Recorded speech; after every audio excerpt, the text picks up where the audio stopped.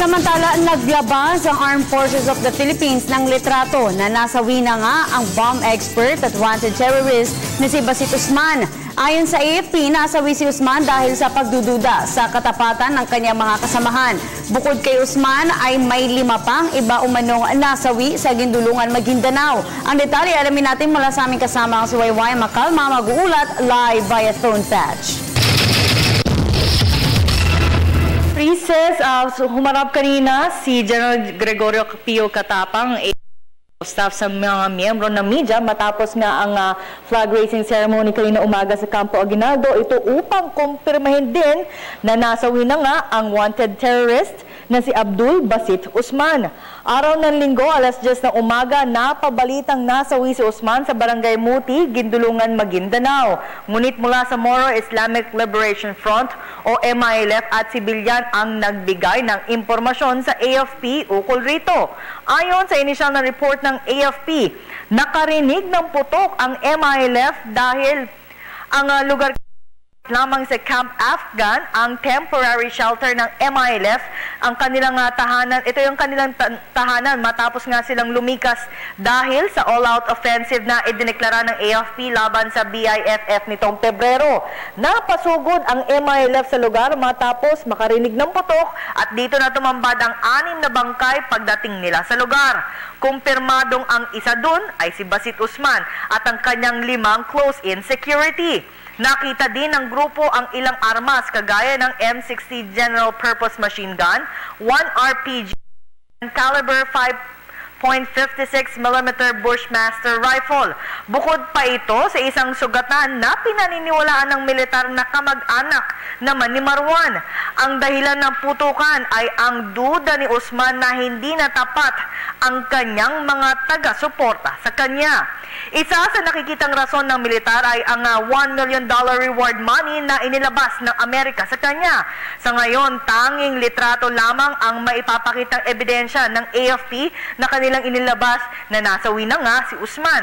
Kaya naman ipinag-utos ang kay 6th Infantry Division Commander, Major General Edmundo Pangilinan, na kumalap pa ng dagdag na impormasyon ukol sa pagkasawi ni Usman at kung nasaan na nga ang kanyang bangkay. Ito upang maibigay na ni Katapang si kanyang Commander-in-Chief na si Pangulong Aquino ang kabuuang report ukol dito. Narito naman ang bahagi ng press conference ni General Gregorio Pio Katapang, ang AFP Chief of Staff, kaninang umaga. An infighting among his bodyguards because, you know, we were able to kill his most trusted bodyguards, and he got about 7 when he got killed. When he was killed, he had 7 bodyguards, but these bodyguards were not the most loyal to him, and nagkaroon siguro ng doubts, and there was an infighting among them. And yun nga, sketchy na nagkaroon ng putukan from among them. And then nung narinig ng MILF, they came to the area, and that's what happened. Nagkaroon din ng, I'm not sure kung nagkaroon ng putukan din with the MILF, but what we heard is that yung MILF nakuha din yung mga baril. Kaya naman, binati niya ang militar, pulisya at PNP sa kanilang walang humpay na operasyon ukol sa mga teroristang hinahabol nila sa Mindanao. Ayon pa kay Katapang, ito ay naging sanhinga ng kanilang pagdududa sa kanilang hanay. Taong 2009, Princess, naglabas ang US Department of State ng reward money kung sino man ang mga kapagturo mga pagturo kay Usman. At si Usman kasi ang tinuturong nasa serye ng pambobomba sa Mindanao sa nakalipas na taon.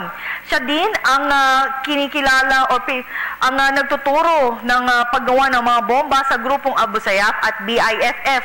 At pinaniniwalaan din ng militar na si Usman ang Abu Sayyaf at BIFF ang kumakanlong sa kanya sa nakalipas na linggo. Dahil naman sa mga masapanang encounter, Princess, noong January 25 na nasawi nga dito ang 44 na SAF troopers ang naging dahilan din ng pagdeklara ng AFP ng all-out offensive laban sa BIFF. Ito din ni Katapang na ito ang naging dahilan kung bakit kinekwestiyon ng mga kasamahan ni Usman ang kanyang katapatan dahil nga sa mga offensive na ginagawa nga ng militar. At yan ang pinaka-latest mula rito sa Campo Aguinaldo.